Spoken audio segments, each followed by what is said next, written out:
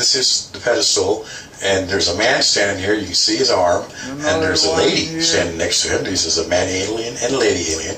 But look what we have here. Okay, there's the eyes, the long neck, the buttocks, and the knees. Well, he's sitting on the pedestal. He has something in his lap. I mean, it looks like an alien to me. You know, I thought about this and go, oh my God, okay, I'm on the moon, sitting in the park. I'm looking at an alien pedestal, and what's this alien doing? He's got a bong in his mouth. You know, and what's the matter with me? You know, but this is actually, he has some kind of air respirator. I'm going to show you this to you later. This to you later is really, really pretty neat. Okay, one last thing. I am going to make this image really bright so we can see what's going out there in space. He's breathing somebody's fear. Really not space. Go here and come on, baby. Up, wrong direction. Okay. They feed on blood and all kinds of bad shit. This is not space. I mean, look at this. You know, all these little scratch mark things. I thought they were scratch marks, you know, from an old photo or something like that. I was wrong. I was totally wrong. Okay, what I want to show you real quick is this long line that comes, you can see it curved down, comes all the way down, and it comes up to here. Well, this must be a canyon. You know, if it's some kind of a tube or something, well, it is a tube as a matter of fact. Look how it comes across. It comes across again, and then it comes over and down. That's going to really trip you out when I show you what's going on, man. I got some really good close photos of that. And it's just, yeah, here we go. Okay, what we're seeing here again is, of course, the original image of the moon. I wanted to show you the cover-ups that I came across real quick. I'll be brief about this real quick. As I was going through my different colors and stuff, I came up with this. And now that would just really amaze me. This lighter part is like a double inversion. You'll notice I don't play with this big crater a whole lot. It's pretty much a pain in the butt. But you know, that means I was getting real close, you know. And along with that, I came across this here. You can tell how it's blackened out all the way around the edges there. And that happens to be this little black spot right here. And just one more. This one here, where you can tell it's all been cut out. And that is this area right here. That's this here blackened area. Okay, well, enough of that one there. Then as I was coming across the full moon right here, I was looking at this, and I noticed, this is the back side of the moon, by the way. I noticed, you see these little lines right in this area? Well, check this out. Now, tell me, there's only one reason for this to happen. For them to shade, you know, lighter shade, a darker shade, and a darker shade. You know, they took the lighter shade out first, and the second shade, and the third shade to darken things out. There's only one reason to do that, is keep us from seeing what is sticking out of the moon. This is more proof that it's just nothing but a porcupine. All right. Well, I know you're kind of curious about the lines that are on this photo. You know, you might still think they're scratches, but I'm going to go ahead and get in depth with it real quick about what this really is. You can tell, you know, by looking at this image here, that, you know, the one from the right stops to the one on the left. You know, and it, you know, just like an intersection would.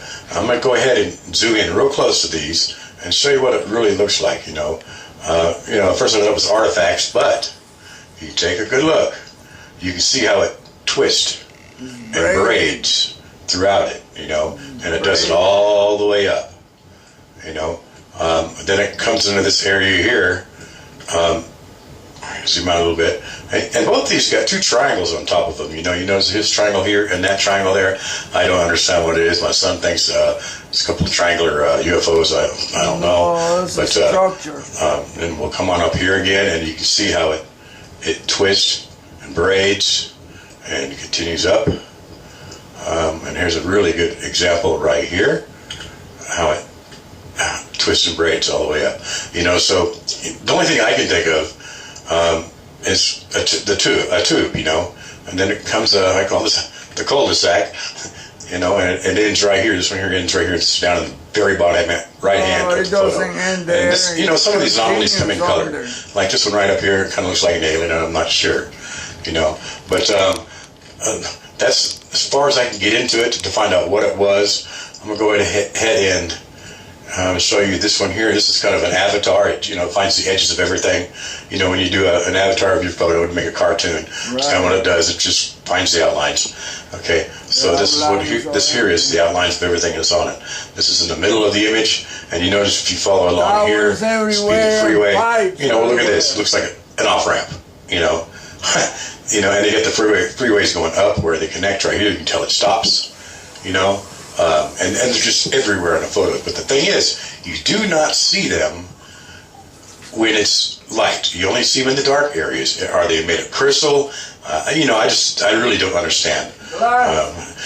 It's quite a mess out there, isn't it? Look at this. Okay, I am going to go ahead and start from what I told you before about coming down, where it curves down, comes across the canyon, and comes on down. Now, you know, and then it kind of disappears on the white spots unless it goes under the ground. I'm not certain at this point because you don't see. You can see that they're everywhere, is only in the dark areas. And then it continues on, and comes on down here, you know, to where you can tell where it stops and it comes over, you know, and then also comes over this direction, you know.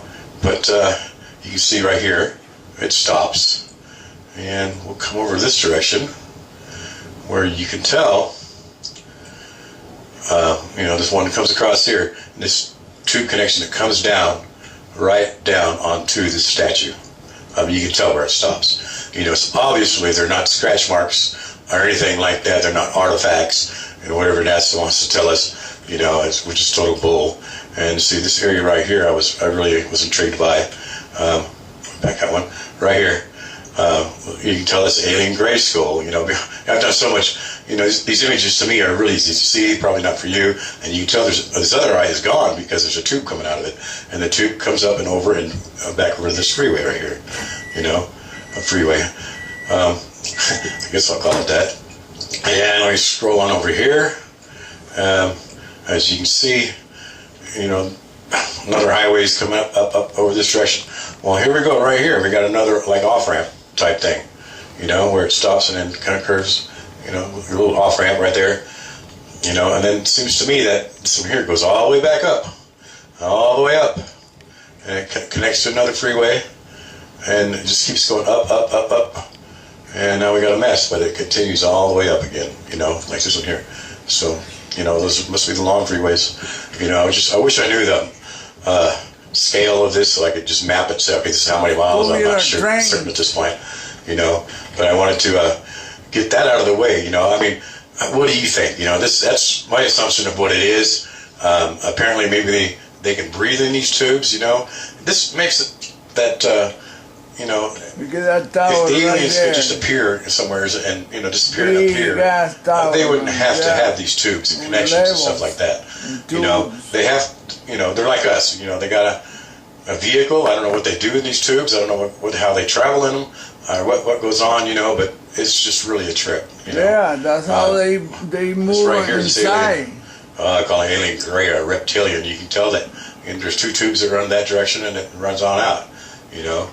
So, anyways, I wanted to get that that's why out of the way real quick, and then the I'll government doesn't want to tell shit about this. They've been there for millions of years. Okay, let's imagine for a minute that you're an alien, and you want to build a home in the T-Rex subdivision. You know, but it's got to meet certain codes. So you go on down to the building code office, and you ask them, okay, what do I need to do? And they said, well, you know, if you're going to build here, it's going to have to look like a different image in every certain direction. Every north, east, south, and west has got to look different. You know, even a dog in the backyard has to match. You know, even the tube coming out of it has to look like an image. You know, it'd be pretty difficult to build.